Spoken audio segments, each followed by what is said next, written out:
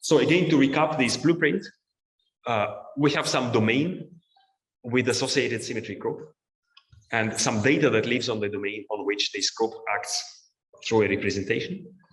And then we have some functions in which this symmetry can be incorporated in the form of inductive bias, whether in the form of invariance or equivariance. Okay, define it formally in a second. So the first example was convolutional neural networks, right? So in this case, the domain is a plane or a grid with a translation group. So we have two-dimensional translations. The way that translation group acts on images defined on this domain is through a shift operator.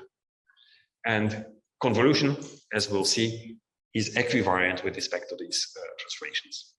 Another example that we've seen are graph neural networks, right? But let me maybe show an example of what's the difference between invariance and equivariance. So in image classification examples, we don't care where the object is located in the image. We want to say that this is a cat, right? No matter where the cat is located. So in other words, if I have a function that goes from an image to the label of a cat and the dog, let's say, if I transform my input, right, an image by some group representation by shift operator, I want the output to be the same, right? So this is what we call invariance. Or in other words, the output doesn't change if we subject the input to the group action.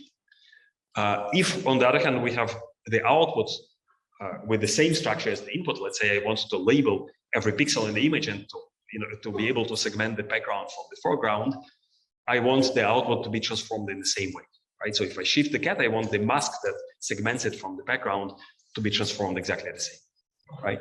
And this is what we call group equivariance. So these are different flavors of the same concept of symmetry and invariance.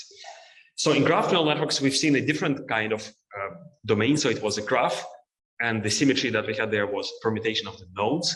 So reflecting the fact that we don't have a canonical way of ordering the nodes of the graph, acting on the node features through the permutation matrix, and message passing, which is the core of graph neural networks,